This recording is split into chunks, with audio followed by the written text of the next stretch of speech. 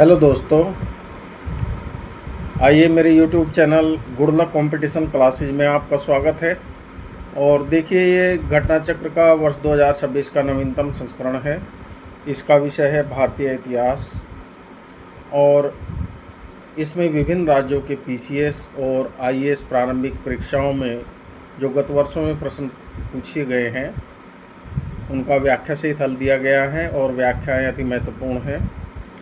मेरी civil services परीक्षा में सफलता के लिए इन्होंने विशेष योगदान दिया था और अपना ज्ञान आप लोगों के साथ साझा करना चाहता हूं। आइए देखते हैं। आज का जो टॉपिक है वो है यूनानी आक्रमण। देखिए, घटना चक्र में पीवाईक्यू से पहले जो नोट्स दिए हैं ये परीक्षा के दृष्टिकोण से महत्वपूर्ण हैं और गागर में सागर हैं, इनको देख लेते हैं।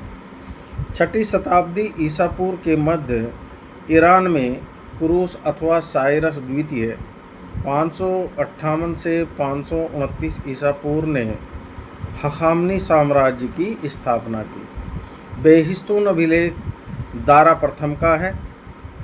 पारसी पोलिस तथा नक्शे रुस्तम में दारा प्रथम 522 से 486 ईसा पूर्व के साथ साथ उसके उत्तराधिकारियों के भी अभिलेख मिलते हैं। देखिए, बेहिस्तून अभिलेख और ये पार्सोपोलिस या तथा नक्श ए रुस्तम, ये पूछ लिया जाता है ये किसके अभिलेख हैं और इनके विषय में क्या मिलता है, तो ध्यान रखिएगा, दोनों पूछे गए हैं। इनसे भारत पारसिक संबंधों के विषय में महत्वपूर्ण सूचना मिलती है। दारा प्रथम के साम्राज्य के 23 प्रांतों का उल्लेख उसके बेहिस्तून अभिलेख में हुआ है। ठीक है।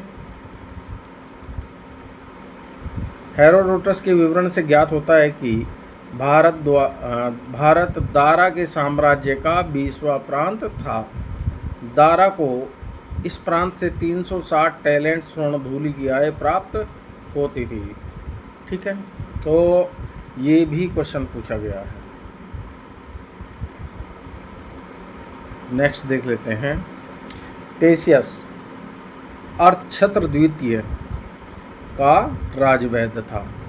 टेशियस पारसिक संपर्क के परिणामस्वरूप भारत के पश्चिमोत्तर प्रदेश में खरोष्टी नामक नई लिपि का जन्म हुआ।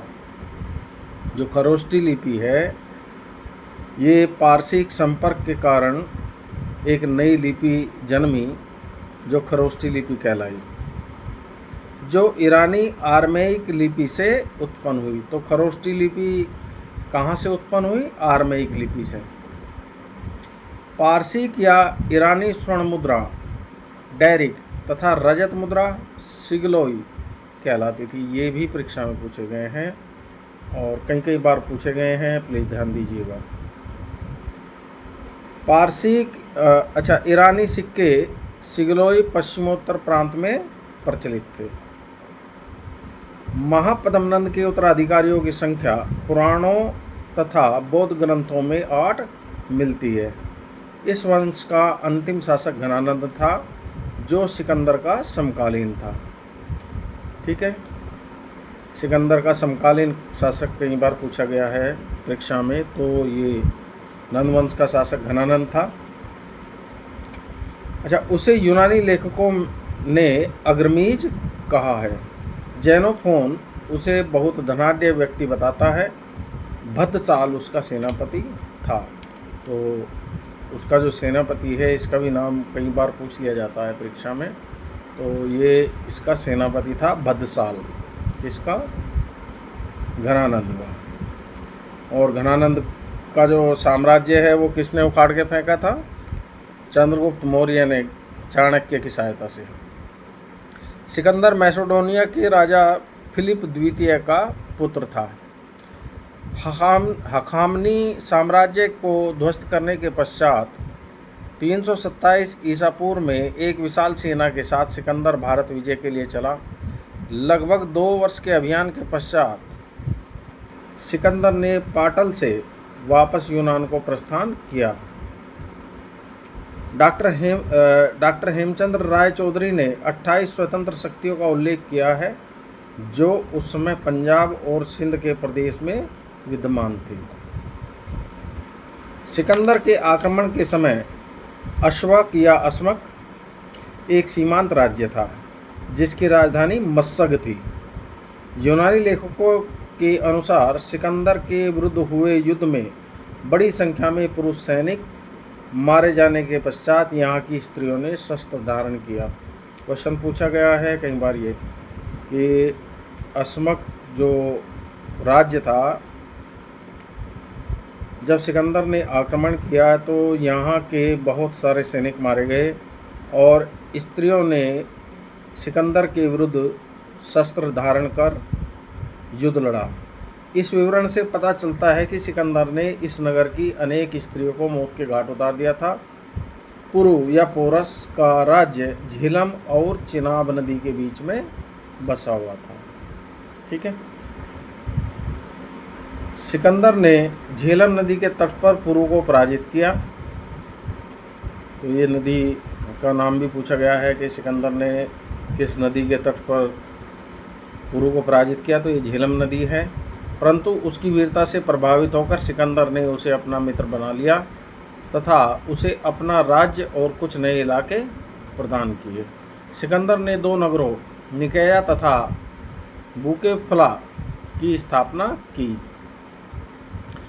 ये भी प्रश्न पूछा गया है, सिकंदर द्वारा स्थापित 2 नगर, एक तो निकाया है और दूसरा बुकेफला। व्यास नदी सिकंदर के उत्कर्ष का चरम बिंदु सिद्ध हुई। इसके सैनिक द्वारा आगे बढ़ने से इनकार के पश्चात उसने वापस लौटने का फैसला किया। ठीक है, इसके सैनिकों ने कह दिया व्यास नदी के पास आकर कि अब हम अपने देश वापस लौटना चाहते हैं। तो व्यास नदी से ही सिकंदर वापस लौट गया था भारत से।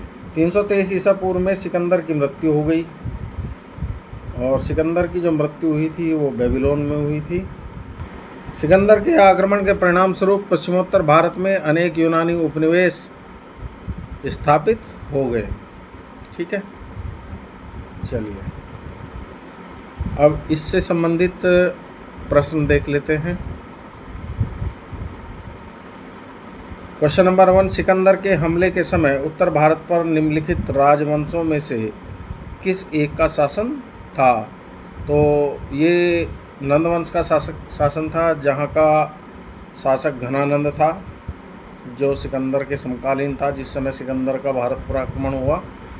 तो ये आंसर हो जाएगा नंद। व्याख्या है, नंद वंश का अंतिम शासक घनानंद था जो सिकंदर का समकालीन था। उसे यूनानी लेखकों ने अग्रमीज कहा है। जेनोफोन उसे बहुत धनाढ़ व्यक्ति बताता है। भद्रसाल उसका सेनापति था।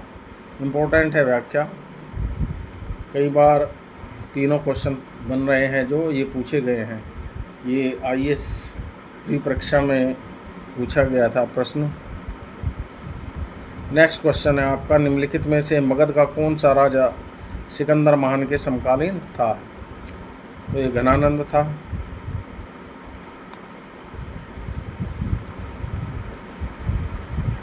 क्वेश्चन नंबर 3, कथन A और कारण R। ये कथन है, लगभग 2 वर्ष के अभियान के पश्चात सिकंदर महान ने 325 ईसा पूर्व में भारत छोड़ दिया। सही बात है। कारण R, वह चंद्रगुप्त मौर्य से पराजित हुआ नहीं। चंद्रगुप्त तो उस समय राजा ही नहीं था, घनानंद राजा था। चंद्रगुप्त घनानंद के बाद राजा बना है मगध का। ठीक है, तो ए सही है, आर गलत है। सी आंसर है इसका, ए सही आर गलत। व्याख्या देख लेते हैं इसकी। हखामनी साम्राज्य को ध्वस्त करने के पश्चात 327 ईसा पूर्व में एक विशाल सेना के साथ सिकंदर भारतीय विजय के लिए चला। लगभग 2 वर्ष के अभियान के पश्चात 325 ईसा पूर्व के सितंबर माह में सिकंदर ने पाटल से वापस यूनान को प्रस्थान किया, किंतु वह चंद्रगुप्त मौर्य से पराजित नहीं हुआ था। ठीक है। क्वेश्चन नंबर 4, युद्ध भूमि में बड़ी संख्या में सैनिकों के मारे जाने अथवा आहत हो जाने के बाद किस भारतीय गण अथवा राज्य की स्त्रियों ने सिकंदर के विरुद्ध शस्त्र धारण किया था? तो ये मस्सग है, ठीक है, डी आंसर है इसका, मस्सग। अभी नोट्स में पढ़ा था हमने। इसकी व्याख्या है, सिकंदर के आक्रमण के समय अस्वक एक सीमांत गणराज्य था जिसकी राजधानी मस्सग थी। यूनानी लेखकों के अनुसार सिकंदर के विरुद्ध हुए युद्ध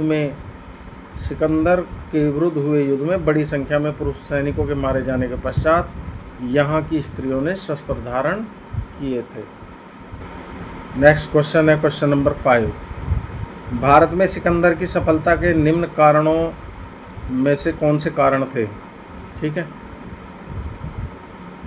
जो भारत में सिकंदर की सफलता है वो किस कारण से हुई थी, ये पूछना चाह रहा है ये क्वेश्चन में। उसने दिया है कि उस समय भारत में कोई केंद्रीय सत्ता नहीं थी। ये बात बिल्कुल सही है।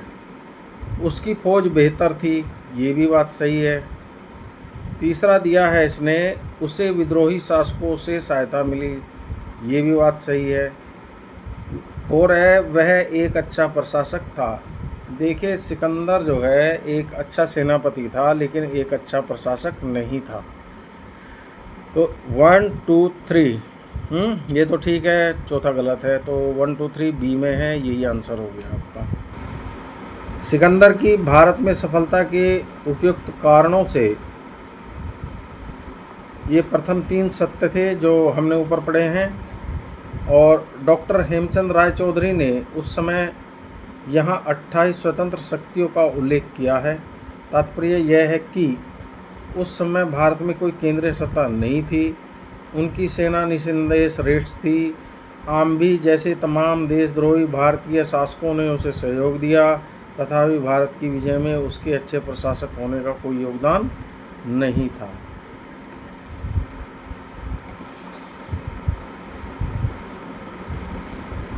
Next question, question number 6। उस वीर भारतीय राजा का नाम बताइए जिसे सिकंदर ने झेलम तट पर पराजित किया था। ये पुरु या पोरस, बी आंसर है इसका, सभी जानते हैं। सिकंदर ने झेलम नदी के तट पर पुरु या पोरस को पराजित किया, परंतु उसकी वीरता से प्रभावित होकर सिकंदर ने उसे अपना मित्र बना लिया तथा अपना राज्य और कुछ नए इलाके उसे वापस दे दिए। क्वेश्चन है 7। निम्नलिखित में से कौन सिकंदर के साथ भारत में नहीं आया था?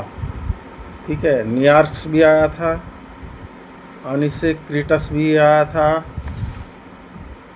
और डाइमेकस ये सिकंदर से संबंधित नहीं है, और अरिस्टोटोबुल्स ये भी आया था सिकंदर के साथ में। ठीक है, यूपीएससी प्री एग्ज़ाम 2015 में क्वेश्चन पूछा गया है। देखिए, जो डाइमेकस था ये राजा एंटियोकस का राजदूत था और बिंदुसार की राजसभा में आया था। ठीक है, इसकी व्याख्या दी है,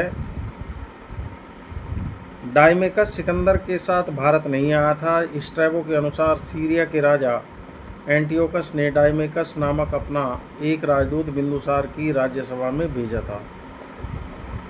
तो आज का वीडियो मैं यही समाप्त करता हूँ और आशा करता हूँ आप इसका पूर्ण लाभ उठाएंगे। वीडियो देखने के लिए थैंक यू।